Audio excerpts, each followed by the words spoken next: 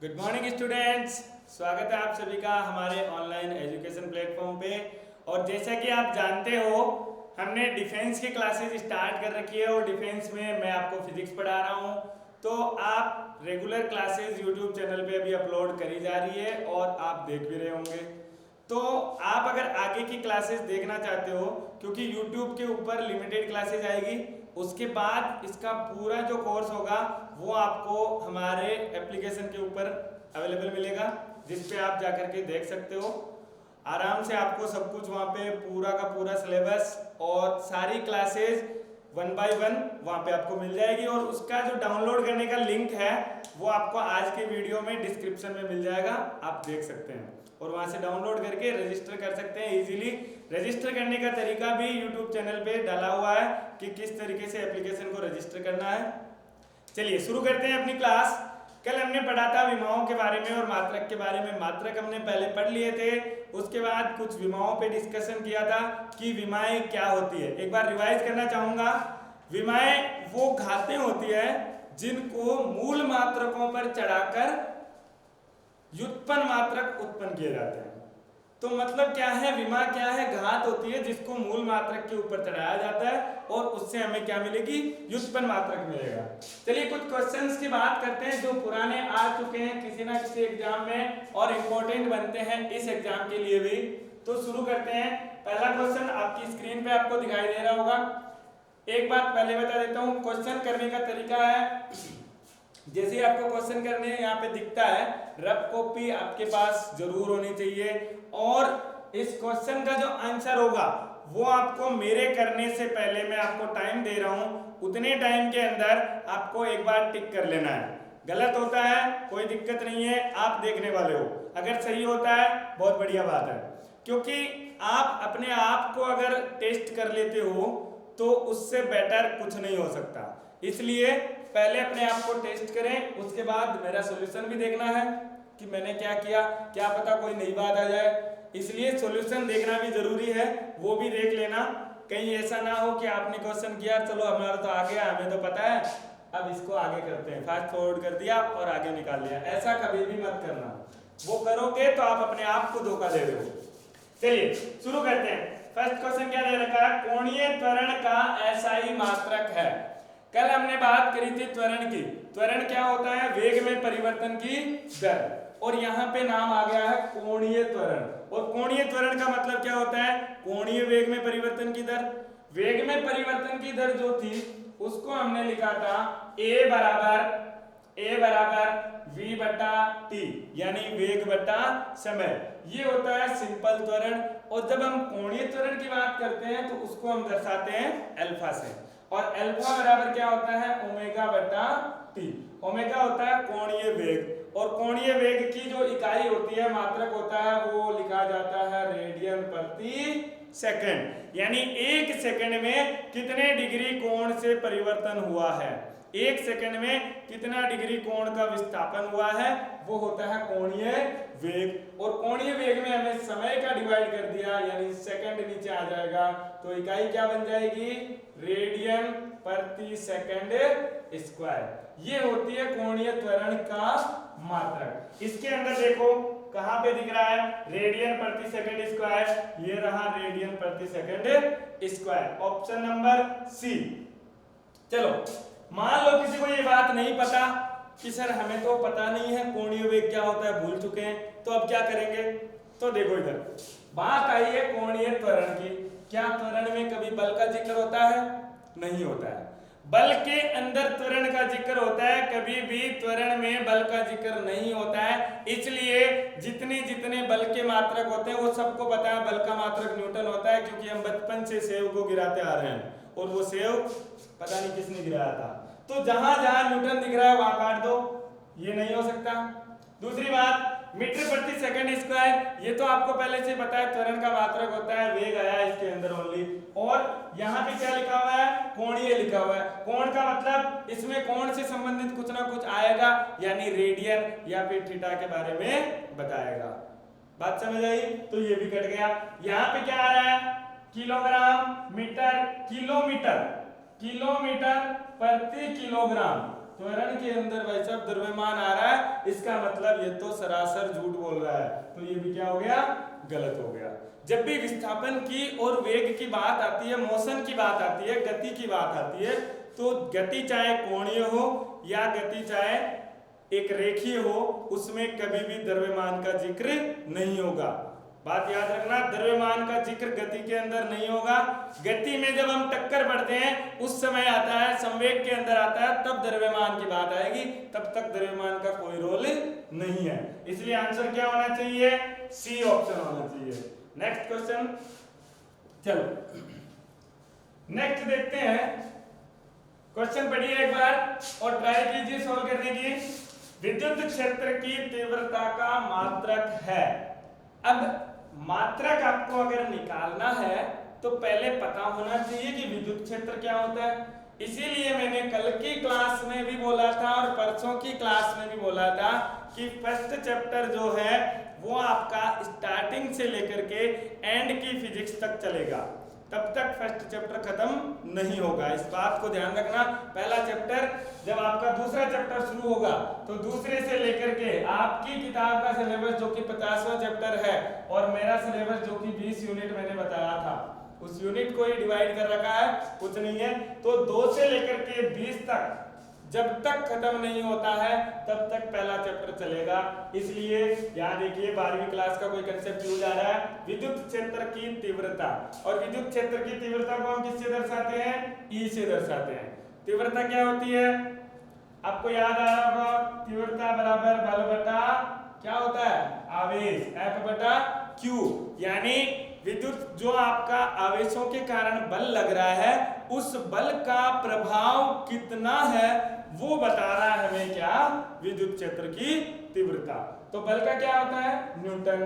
Q का क्या होता है, कूलाम। तो न्यूटन प्रति कूलाम, क्या यहाँ पे न्यूटन दे रखा है, ये रहा न्यूटन प्रति एम्पियर, बट ये क्या हो जाएगा, गलत हो जाएगा। दूसरा न्यूटन कहाँ दे रखा है, ये रहा न्यूटन प्रति कूलाम। तो ऑप्शन आंख बंद करके मत टिक कर देना कि न्यूटन देखा और आंसर दे दिया।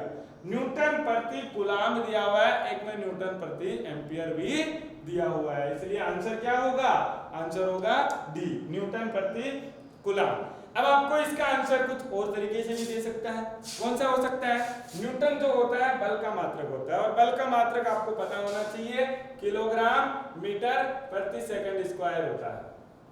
बल क्या होता है, F बराबर ma, F बराबर m गुणा a, द्रव्यमान गुणा त्वरण, द्रव्यमान किलोग्राम हो गया, त्वरण मीटर प्रति सेकंड स्क्वायर हो गया। तो अगर ऑप्शन में ये भी मिले kilogram metre coulomb second square, तो भी ऑप्शन क्या हो जाएगा, सत्य हो जाएगा। क्योंकि कई बार क्या होता है कि विद्युत क्षेत्र की तीव्रता का मात्रक नहीं है, ये पूछ सकता है। और अगर नहीं है पूछ लिया तो क्या करेंगे, उसमें 3 ऑप्शन होंगे जो है और एक ऑप्शन होगा जो नहीं है। उसमें कौन कौन से होंगे, एक ये ऑप्शन दे देगा, एक ये ऑप्शन दे देगा, और एक ऑप्शन आता है आपका जब आप 12th क्लास का सेकंड चैप्टर पढ़ते हो, सेकंड और थर्ड चैप्टर पढ़ते हो, तब वहां पे एक अलग से ऑप्शन आ जाता है जिसके अंदर दूरी का प्रयोग होता है, मीटर का प्रयोग होता है। क्लियर है, तो इस तरीके से आपको आंसर देना है। नेक्स्ट क्वेश्चन, चलो नेक्स्ट है आपका, इसको एक बार पढ़िए। डायन सेकंड किसका मात्रक है, डायन सेकंड किसका मात्रक है। इसको करने से पहले एक बार इधर ध्यान दीजिए, डायन और सेकंड बोला है, तो सबसे पहले आपको पता होना चाहिए डायन क्या है। अगर डायन के बारे में नहीं पता है तो सेकंड कहां से लाएंगे। तो डायन वो वाली डायन नहीं है जो आपको रात में डराती है, डायन ये डायन है जो न्यूटन भाई साहब ने सीजीएस पद्धति में मात्रक बताया था। क्या बताया था, देखो कल हमने 3 पद्धतियां पढ़ी थी, एमकेएस, सीजीएस और एफपीएस। ठीक है, एमकेएस के अंदर बल का मात्रक अभी अभी हमने पिछले क्वेश्चन के अंदर लिखा था, क्या लिखा था, किलोग्राम मीटर प्रति सेकंड स्क्वायर। इसको अगर आप सीजीएस में बदल देते हो तो वो बन जाता है डायन। क्या बन जाता है, डायन।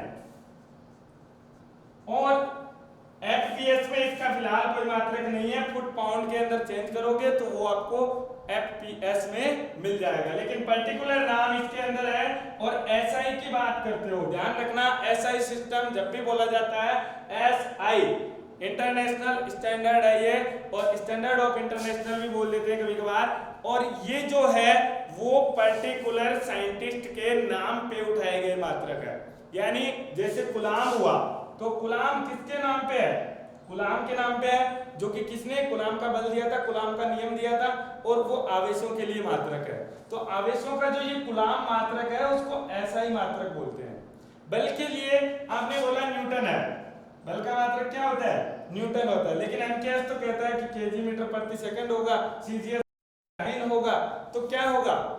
ये मात्रक है वो ऐसा ही मात्रक होता है, क्योंकि इसमें वैज्ञानिक का नाम आया है जिस वैज्ञानिक ने इसकी खोज करी थी। तो जितने भी ऐसा ही मात्रक है उसमें सभी साइंटिस्ट के नाम आता है जिसने इसकी डिस्कवरी करी थी, उसके रेस्पेक्ट के अंदर ये मात्रक दिए गए थे। क्लियर है? तो चलो क्वेश्चन को करते हैं। डायन सेकंड किसका मात्रक है? डायन तो हो गया बल का, और सेकंड होता है समय का। डायन किसका है? बल का। सेकंड किसका है? समय का। तो आपको पता लगाना है कि बल और समय किसमें उपयोग में आता है। तो इसको करने के दो तरीके हो सकते हैं। एक तो आप यहाँ पे देखो कि बल गुणा टी, बल गुणा टी, F इंटू टी, बल इंटू समय। F इंटू टी क्या होता है? अगर आपने 11th क्लास अच्छे से पढ़ी है तो आपको पता होगा कि ये क्या होता है। और इसको हम किससे दर्शाते थे? आई से दर्शाते थे। अगर नहीं पता है तो क्या करेंगे? इधर देखो, बल का मात्रक तो नहीं हो सकता क्योंकि बल गुणा समय पहले ही लिख दिया, ये गलत हो गया। ऊर्जा का मात्रक होता है जूल, और वो जूल क्या होता है? कार्य का मात्रक भी होता है। तो कार्य में होता है बल गुणा विस्थापन, लेकिन यहाँ विस्थापन नहीं है, गुणा में क्या है? समय है। गुणा में अगर समय है तो मतलब ये ऊर्जा का मात्रक भी नहीं होगा। ऊर्जा का मात्रक नहीं होगा तो इधर देखो, शक्ति का मात्रक, कार्य करने की दर जो होती है वो शक्ति होती है। यानी बल गुणा विस्थापन बट्टा समय जो होगा, समय भाग में आ रहा है, तब वो शक्ति का मात्रक होता है, इसलिए शक्ति भी नहीं हो पाएगा। तो कौन सा मात्रक होना चाहिए? आवेग का। तो आवेग आई से दर्शाते हैं, आई बराबर F बटे टी, F गुणा टी होता है, आपको पता है। और आई बराबर क्या होता है? Delta P. संवेग में परिवर्तन जो होता है वही आवेग होता है, और संवेग में परिवर्तन की दर जो होती है उसी को हम बल से लिखते हैं। ये जब हम 11th क्लास का जो अभी टॉपिक चल रहा है, गति के नियम आगे पढ़ेंगे, उसके बाद आएगा अपना न्यूटन के नियम। तो न्यूटन का दूसरा नियम जो है वहीं से आता है आवेग। न्यूटन का दूसरा नियम क्या कहता है? संवेग में परिवर्तन की दर लगाए गए बाह्य बलों के बराबर होती है, वहीं से आएगा आपका आवेग। तो इस चीजों को आपको ध्यान रखना है और इस तरीके से आपको ऑप्शन करते रहना है। चलिए नेक्स्ट क्वेश्चन की बात करते हैं। नेक्स्ट क्वेश्चन आपको दे रखा है स्क्रीन पे, एक न्यूटन किसके बराबर है? क्या बोला है? एक न्यूटन किसके बराबर होता है? तो पहले ऑप्शन में जाओ कि न्यूटन में वो पूछ क्या रहा है, न्यूटन में पूछ क्या रहा है। न्यूटन के अंदर आपको पूछा है डायन में, न्यूटन को कन्वर्ट किस में करना है? डायन में कन्वर्ट करना है। क्योंकि अगर ये न्यूटन की जगह आपको दे देता कि एक न्यूटन किसके बराबर है और केजी मीटर प्रति सेकंड स्क्वायर दिया हुआ होता तो आपको इसमें परिवर्तन करना था। लेकिन अभी क्या पूछा है? अभी पूछा है कि एक न्यूटन किसके बराबर है, यानी डायन वाले में कितना न्यूटन के बराबर होगा। तो एक न्यूटन होता है उसका एमकेएस पद्धति में, ये कौन सा है? एसआई पद्धति। एसआई की बात एमकेएस में बात करते हैं तो किलोग्राम मीटर प्रति सेकंड स्क्वायर होता है। लेकिन हमने अभी अभी पढ़ा था कि ये जो होता है इसको मैं सीजीएस में बदलूंगा, सेंटीमीटर ग्राम सेकंड के अंदर अगर बदलते हो तो आपको क्या मिलता है? डायन। सीजीएस के अंदर मिलेगा डायन, यानी इसको क्या करना पड़ेगा? सीजीएस में बदलना पड़ेगा। इसको अगर सीजीएस में बदलना है तो कैसे बदलेंगे? देखो, किलोग्राम होता है सीजीएस में ग्राम, मीटर होता है सेंटीमीटर, सेकंड होता है सेकंड। तो 1 किलोग्राम के अंदर कितने ग्राम होते हैं? 1000। तो 1000 ग्राम। किलोग्राम की जगह अगर मैं 1000 ग्राम लिख देता हूं कोई फर्क नहीं पड़ेगा, क्योंकि ये और ये क्या है, बराबर है। गुणा मीटर, 1 मीटर के अंदर होते हैं 100 सेंटीमीटर। ये बात हम लिखवा चुके हैं आपको। 1 मीटर में कितने सेंटीमीटर होते हैं, 100 सेंटीमीटर। और बात करते हैं समय की, तो समय तो चाहे एमकेएस में लो, चाहे सीजीएस में लो, या फिर एफपीएस में लो, सब में क्या रहता है, एक समान रहता है। तो यहाँ पे 10 की घात 3 या 10 की घात 2, तो टोटल कितना हो गया, 10 की घात 5 ग्राम सेंटीमीटर बटे सेकंड स्क्वायर। तो ग्राम सेंटीमीटर बटे सेकंड स्क्वायर। और ग्राम सेंटीमीटर पर सेकंड स्क्वायर किसमें है, सीजीएस में। और सीजीएस में हमने इसका नाम क्या दिया हुआ है, डायन। तो ये किसके बराबर हो जाएगा, 10 की घात 5 डायन के बराबर हो जाएगा। बात समझ आई, ये किसके बराबर है, 1 न्यूटन के बराबर। तो 1 न्यूटन अपना किसके बराबर हो रहा है, 10 की घात 5 डायन के इक्वल हो रहा है। और 10 की घात 5 डायन कौन सा ऑप्शन है, ए ऑप्शन है। टिक करते टाइम ध्यान रखना, कभी कभार आप माइनस वाला टिक कर देते हो, जो कि नहीं करना है। ये छोटी छोटी गलतियां होती है, अगर ध्यान रखोगे तो नेगेटिव नहीं होंगे, ध्यान नहीं रखोगे तो छोटे छोटे क्वेश्चन ही गलत हो जाते हैं। चलिए चलते हैं नेक्स्ट क्वेश्चन की तरफ। चलो, इलेक्ट्रॉन वोल्ट किसकी इकाई है। ये क्वेश्चन कई बार पूछा जाता है छोटे छोटे एग्जामों में, और ये क्लास 10th का क्वेश्चन है। जब आप 10th क्लास में थे तब जो जनरल फिजिक्स और जनरल साइंस पढ़ाई जाती है उसके अंदर आता है इलेक्ट्रॉन वोल्ट। और ये 10th के बोर्ड एग्जाम में भी काफी बार पूछा जा चुका है कि इलेक्ट्रॉन वोल्ट किसकी इकाई है, या फिर इसकी इकाई क्या होती है। वो इसकी जो वर्ड है वो आपको यहाँ पता करना है कि इसकी क्या है। चलो, सबसे पहला तो तरीका ऑप्शन चेकिंग का। ऑप्शन चेकिंग का मतलब होता है एलिमिनेशन मेथड। एलिमिनेशन में आप हमेशा देखोगे कि 2 ऑप्शन आपको ऐसे मिलेंगे जो सरासर झूठ बोल रहे हैं और आपको सीधा सीधा दिख रहे हैं। देखो, इलेक्ट्रॉन और वोल्ट, इलेक्ट्रॉन और वोल्ट, इसमें वोल्ट के साथ इलेक्ट्रॉन जुड़ा हुआ है। और वोल्टेज किसका होता है, विद्युत विभव और विभवांतर का, ये आपको पता है। लेकिन विद्युत विभव और विभवांतर के साथ इलेक्ट्रॉन जोड़ दिया, और इलेक्ट्रॉन क्या होता है, आवेश होता है। इलेक्ट्रॉन अगर आवेश होता है तो आवेश का मात्रक हो नहीं सकता, क्योंकि आवेश के साथ वोल्ट जुड़ा हुआ है। विभवांतर हो नहीं सकता, क्योंकि विभवांतर के साथ क्या जुड़ा हुआ है, इलेक्ट्रॉन जुड़ा हुआ है। तो 2 ऑप्शन तो सीधे सीधे ही कट हो जाते हैं। कैसे, आवेश के साथ वोल्टेज जुड़ गया, मतलब आवेश अकेला नहीं है। विभवांतर के साथ आवेश जुड़ा हुआ है, इसलिए विभवांतर भी अकेला नहीं है। तो 2 ऑप्शन तो सीधे सीधे कट हो गए। अगर आप ये क्वेश्चन का आंसर देके आ रहे हो तो आप सबसे बड़े मूर्ख हो, क्योंकि आपने कुछ फिजिक्स नहीं पढ़ी। चलो आगे बात करते हैं, ऊर्जा का होगा या बल का होगा। बल का होता है, देखो, न्यूटन, और बल के अंदर आता है द्रव्यमान। यहाँ पर कोई द्रव्यमान नहीं है, यहाँ पे सिर्फ इलेक्ट्रॉन और वोल्ट दे रखा है। तो बल का आपने कभी भी ये मात्रक नहीं पढ़ा होगा, इसलिए आप डायरेक्टली गलत कर सकते हो, और आंसर किसका हो जाएगा, ऊर्जा का हो जाएगा। ये तो था ऑप्शन एलिमिनेटिंग मेथड, जिसमें आप ऑप्शन से चेक कर सकते हो अगर आपको कंसेप्ट नहीं पता तो। लेकिन कंसेप्ट आपको हर बार पता होना चाहिए, क्योंकि हर बार ये लॉजिक नहीं लगता है, कभी कभार ये लॉजिक फेल हो जाता है। चलो कैसे पता करेंगे, यहाँ क्या है, इलेक्ट्रॉन मतलब आवेश।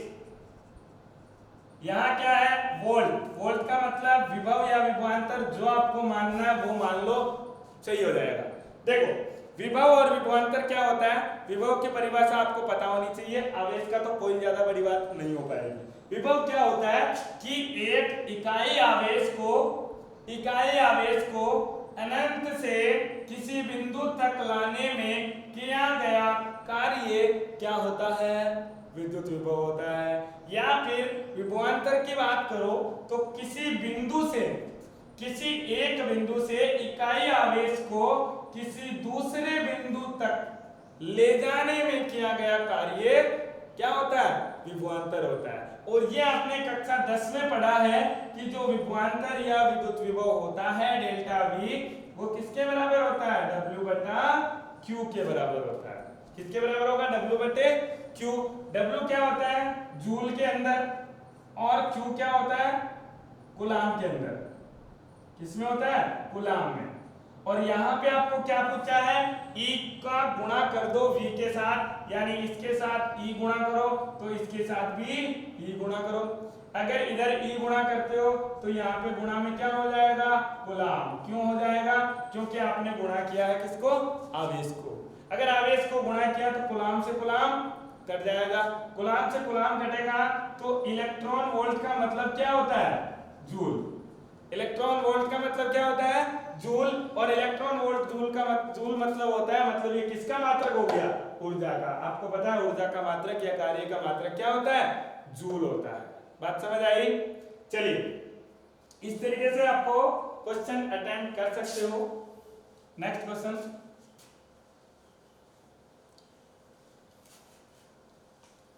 चलो, दाब के एसआई मात्रक को क्या कहते हैं। दाब का एसआई मात्रक, एसआई जहां भी नाम मिल जाए मतलब साइंटिस्ट के नाम पे होगा। कोई सा भी साइंटिस्ट का नाम देखो, अगर एक ही साइंटिस्ट का नाम है मतलब वही आंसर है। अगर कोई सा भी नहीं है, 2-3 साइंटिस्ट के नाम दे रखे हैं तो आपको सोचने की जरूरत पड़ेगी। तो यहाँ देखो न्यूटन, वेबर, पास्कल, हेनरी, सारे के सारे क्या है, वैज्ञानिक है। सारे अगर वैज्ञानिक है तो इनमें न्यूटन ने तो दिया था बल का, किसका दिया था, बल का, तो गलत हो जाएगा। वेबर दिया था विद्युत फ्लक्स का, और फ्लक्स वाले में ये भी गलत हो जाएगा क्योंकि ये तो आप 12वीं में पढ़ते हो और दाब आप 11वीं में पढ़ते हो। ये भी एक लॉजिक है कि दाब आप 11वीं में पढ़ते हो और ये जो मात्रक है वो आप 12वीं में पढ़ते हो, तो ये भी गलत है। आप 12वीं में पढ़ते हो जो चुंबकीय क्षेत्र से रिलेटेड होता है, और जो पास्कल है वो दाब का मात्रक होता है, और दाब को लिखते हैं पास्कल से। दाब क्या होता है, P बराबर बल बटे क्षेत्रफल, और बल बटे क्षेत्रफल को आप न्यूटन प्रति मीटर स्क्वायर भी बोलते हो। क्लियर है, न्यूटन प्रति मीटर स्क्वायर, और इसी को हम बोलते हैं पास्कल, PA से दर्शाते हैं। क्लियर है। चलिए नेक्स्ट क्वेश्चन, ये तो बहुत इजी था।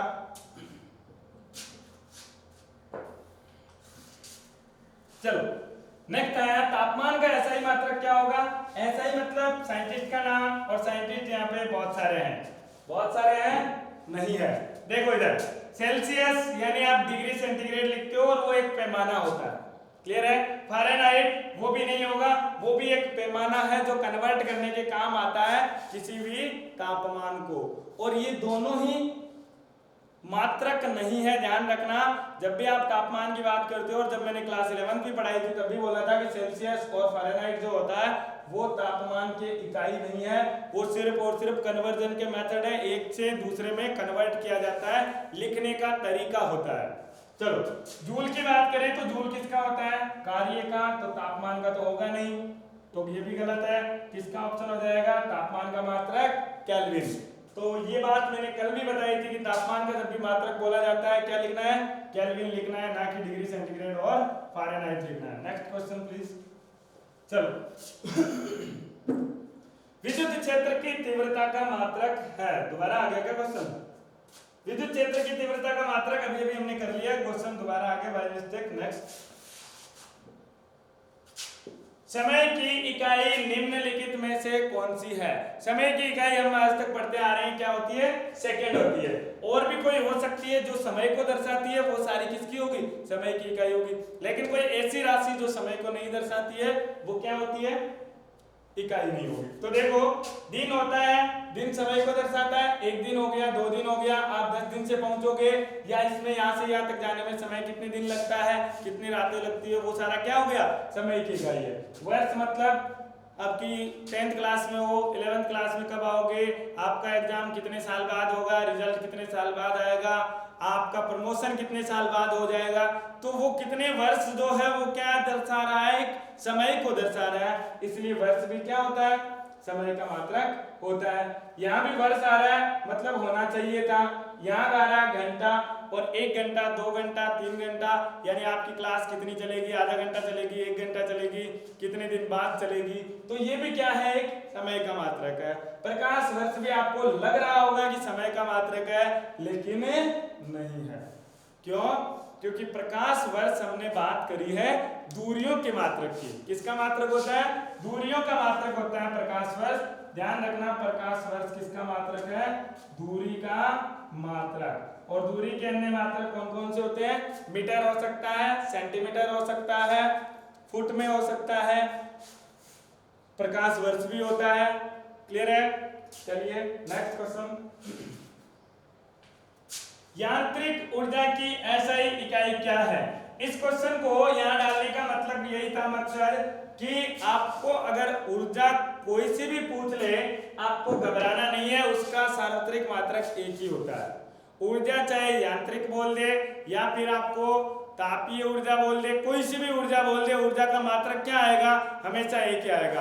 बात अगर उष्मा की हो जाए तो अलग हो जाएगा, लेकिन ताप, जब तक आप ऊर्जा की बात कर रहे हो तो ऊर्जा का मात्रक हमेशा क्या होता है? जूल होता है। वाट किसका मात्रक होता है? शक्ति का, जो कि होती है पावर, कार्य करने की दर। न्यूटन सेकंड, न्यूटन सेकंड के बारे में आपसे अभी भी बात करी थी, रिमाइंड करो। देखें कौन सा था न्यूटन सेकंड? न्यूटन सेकंड लिखा था हमने आवेग का, किसका? आवेग का मात्रक। और जूल सेकंड जो होता है, जूल सेकंड किसका है? देखो यहाँ पे जूल किसका मात्रक होता है? कार्य का। तो कार्य गुणा सेकंड किसका मात्रक हो जाएगा? याद करो, W गुणा सेकंड किसी का मात्रक नहीं होता है फिलहाल तो। चलिए नेक्स्ट क्वेश्चन, चलिए बात करते हैं आगे अपने एरर की। एरर के बारे में बात करी थी, त्रुटियां। त्रुटियां क्या होती है? जब हम मापन करते हैं,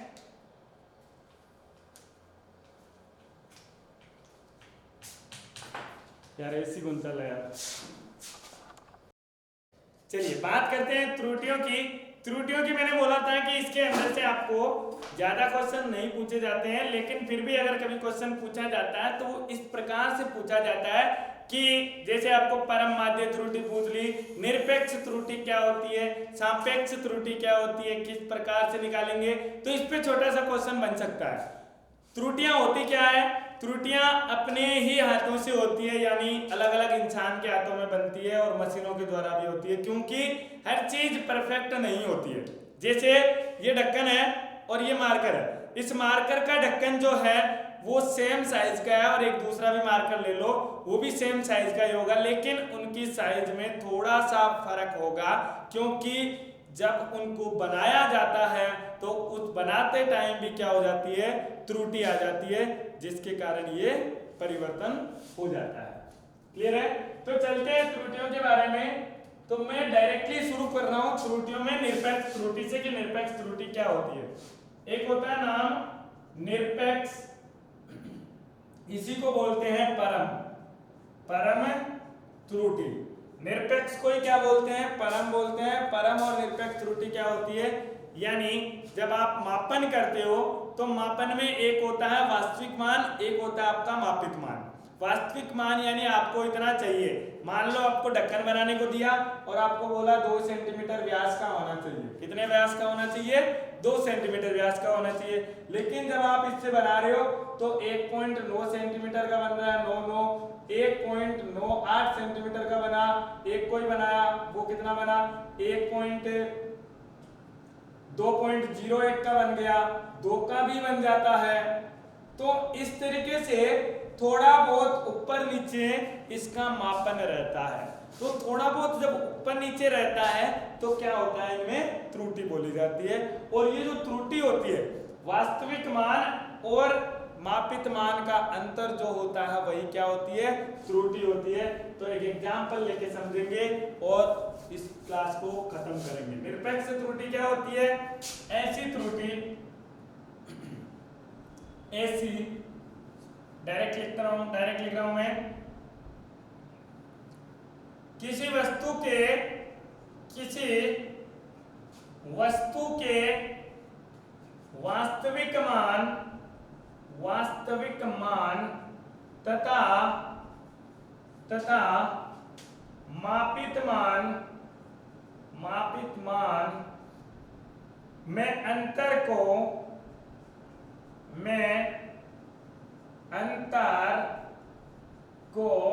क्या बोलते हैं? मापित मान में अंतर को परम त्रुटि बोलते हैं, परम त्रुटि कहते हैं। मान लो उदाहरण देता हूं, उदाहरण लेते हैं हम, माना किसी वस्तु के मापन में मापन के मान क्रमशः A1 A2 A3 A4 cross AN तक है। कितने मान ले रहा हूं? n मान ले रहा हूं। और क्या क्या मान आ रहे हैं? A1 A2 A3 A4 AN है। किसी वस्तु का मापन किया, इस ढक्कन का मापन किया और इसका माप मैंने देखा, कभी A1 आया, कभी A2 आया, कभी A3 आया, कभी A4 आया। तो वास्तविक मान क्या होगा इसका? वास्तविक मान के लिए हम क्या करेंगे? इसका माध्य निकाल लेंगे। तो वास्तविक मान और वास्तविक मान के लिए क्या करेंगे? माध्य निकालना है, यानी माध्य, और माध्य को हम बोलते हैं A बार से। अगर मैं वास्तविक मान बोलूं A है इसका, तो माध्य को क्या बोलते हैं? A बार। और A बार क्या होता है? सभी संख्याओं का जोड़ करके उसमें संख्याओं की संख्या से भाग दे दिया जाता है, तो वो मिल जाता है औसत, और उसी औसत को हम क्या बोलते हैं? माध्य बोलते हैं। क्लियर है? तो वास्तविक मान क्या हो जाएगा? A1 plus A2 plus A3 plus AN upon n। ये क्या आ जाएगा? आपका माध्य मान। और इस माध्य मान को ही क्या बोलते हैं? वास्तविक मान। अब अगर आपको परम त्रुटि निकालनी है, तो परम त्रुटि को हम बोलते हैं डेल्टा A1 से। किससे बोलते हैं? Delta A। और डेल्टा A मैंने क्या बोला है? वास्तविक मान। वास्तविक मान मतलब A bar minus A1। A बार में से A1 पहला मान घटाया तो डेल्टा A1 मिला। अब ये ऋणात्मक भी हो सकता है, धनात्मक भी हो सकता है, इसलिए हम क्या लगाते हैं? इसके मोड लगा देते हैं, ताकि ये हमेशा क्या रहे? धनात्मक रहे। बात समझ आई? जैसे मान लो इसका मान 2 आया। क्लियर है? कितना आया? 2 आया। और हमारे पास A1 का मान क्या है? 1.98 है। तो 2 माइनस 1.98 करूंगा तो मुझे 0.2 इसकी त्रुटि मिलेगी। क्या मिलेगी? त्रुटि मिलेगी, और वो डेल्टा A1 होगी। क्लियर है? लेकिन अगर इसका मान आता है 2.01, तो 2.01 अगर इसमें से माइनस करोगे तो वो किस में आएगी? माइनस में आएगी। वो माइनस में आएगी, इसलिए हम क्या करते हैं? मोड लगा देते हैं, ताकि वो मान किस में रहे? धनात्मक रहे। मान धनात्मक रहने के लिए। इसी तरीके से डेल्टा A2 की बात करूं तो A बार माइनस A2 हो जाएगा। और डेल्टा AN की अगर बात करें तो डेल्टा AN आ जाएगा A bar minus AN। Clear है? इस तरीके से हम निकालते हैं परम त्रुटि। और एक आपका नाम आता है माध्य परम त्रुटि या फिर माध्य निरपेक्ष त्रुटि। तो माध्य परम त्रुटि की अगर मैं बात करूं तो माध्य परम त्रुटि जो होती है उसको हम बोलते हैं डेल्टा A बार से। जहां डेल्टा A बार क्या होता है? Delta A1 plus delta A2, जो ये मान निकाले, इन सब का क्या करना है? माध्य निकालना है। क्या निकालना है? माध्य निकालना है। तो n से भाग दे दो, यह आपके पास मिल जाती है क्या? माध्य परम त्रुटि। क्लियर है? तो हमने क्या पढ़ा है? निरपेक्ष त्रुटि। निरपेक्ष त्रुटि के अंदर जो मान आते हैं किस तरीके से आते हैं? A1 A2 A3 AN A4 है, और इनका माध्य निकाल लो, वो क्या आएगा? वास्तविक मान आ जाएगा। वास्तविक मान से परम त्रुटि निकालेंगे तो परम त्रुटि कैसे आ जाएगी? Delta A1 A minus A1 A bar minus A2 A bar minus AN। इस तरीके से आपको मिल जाती है क्या? माध्य परम त्रुटि। अगर मैं बात करूं सापेक्ष त्रुटि की, मिटा रहा हूं इसको। ये कौन सी त्रुटि थी? निरपेक्ष त्रुटि। अब बात करते हैं सापेक्ष त्रुटि की। किसकी बात करते हैं? सापेक्ष त्रुटि।